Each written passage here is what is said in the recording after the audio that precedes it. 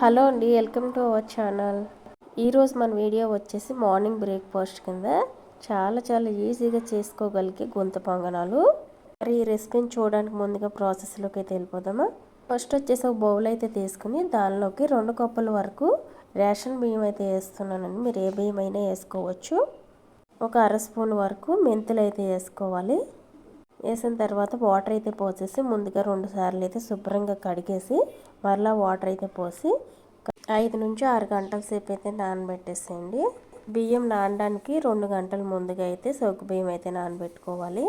పెద్దవైనా చిన్నవైనా సరే ఒక పావు కప్పు వరకు సగ్గు బియ్యం అయితే వేసుకోండి. బౌల్ అయితే తీసుకుని నెక్స్ట్ వచ్చేసి ఒక అరకప్పు వరకు అటుకులు అయితే వేసుకుని శుభ్రంగా 2-3 సార్లు అయితే కడిగేయండి. ఏ అటుకులైనా పర్వాలేదండి. నేనైతే ఆడించిన అటుకులు అయితే వేసాను. ఇప్పుడు మీరు తాగే మంచినీళ్ళు అయితే పోసుకుని నానబెట్టేసేయాలి. చూడండి 6 గంటల తర్వాత అయితే చూపిస్తున్నాను. బియ్యం అయితే నానిపోయాయి. ఇప్పుడు మరలా 2 సార్లు అయితే కడిగేయండి. సగ్గు బియ్యం అయితే చూద్దాం. ఇప్పుడు ఈ సగ్గు బియ్యం అటుకులు కూడా బాగా నానిపోయాయండి. ఇప్పుడు వీటిని కడగవలసిన అవసరం కూడా లేదు. ముందుగానే శుభ్రంగా అయితే కడిగేసి మంచి వాటర్ పోసాం కాబట్టి కడగవలసిన అవసరం లేదు. ఇప్పుడు ముందుగా కడిగి పెట్టిన బియ్యాన్ని అయితే గ్రైండ్ చేసుకుందాం. మీ దగ్గర గ్రైండర్ ఉంటే గ్రైండర్లో అయినా గ్రైండ్ చేసుకోవచ్చు. నేనైతే మిక్సీలో అయితే గ్రైండ్ చేస్తున్నాను. మిక్సీ జార్ అయితే తీసుకుని అందులోకి అయితే బియ్యాన్ని అయితే వేసేసుకోవాలి.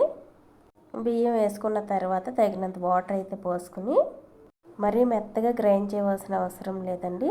అలానే ఎక్కువ బరగ్గా అయితే గ్రైండ్ చేసుకోకండి. చూడండి ఇప్పుడు చూపిస్తాను. గ్రైండ్ చేసిన తర్వాత ఈ విధంగా లైట్గా మన ఏళ్లతో పట్టుకుంటే లైట్గా బరకొచ్చేలా అయితే ఉండాలి. ఈ విధంగా గ్రైండ్ చేసుకొని ఒక గిన్నెలోకి అయితే వేసేసుకోండి. మీరు గ్రైండర్లో గ్రైండ్ చేసుకున్నా సరే ఈ విధంగానే గ్రైండ్ చేసుకోండి.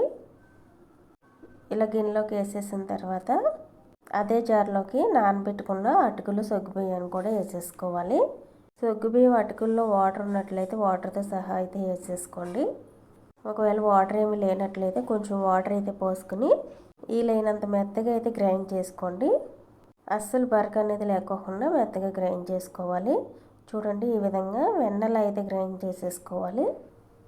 పట్టుకుంటే వెన్నలా అయితే అనిపించాలి మీకు, అలా గ్రైండ్ చేసుకోండి.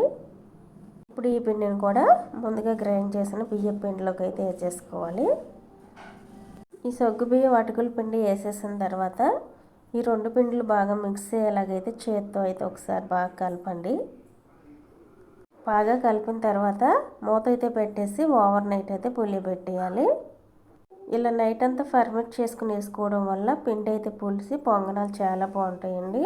ఇప్పుడైతే మూత పెట్టేసి నైట్ అంతా అలా ఉంచేస్తున్నాను. మార్నింగ్ అయితే చూపిస్తాను. పిండి అయితే పులిసిందండి.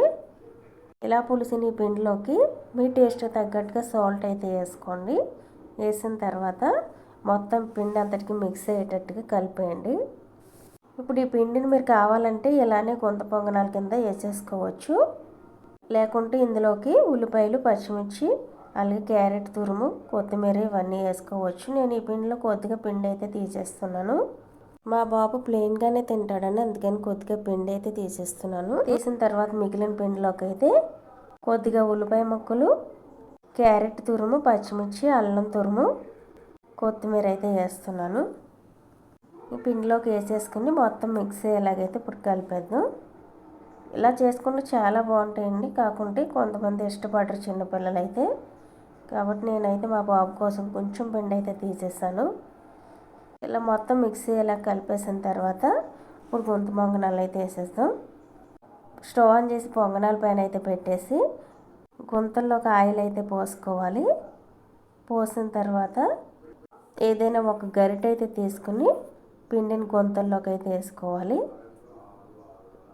ఇలా అన్నిటిలోకి పిండిని వేసిన తర్వాత ఫ్లేమ్ మీడియంలోకి అయితే పెట్టుకుని పొంగనాల ప్యాన్కి లిడ్ ఉన్నట్లయితే లిడ్ అయితే పెట్టేసి 2 నిమిషాల పాటు పొంగనాలను అయితే ఫ్రై అవనివ్వండి. 2 నిమిషాల తర్వాత అయితే మూత తీసి రెండో వైపు అయితే తిప్పండి.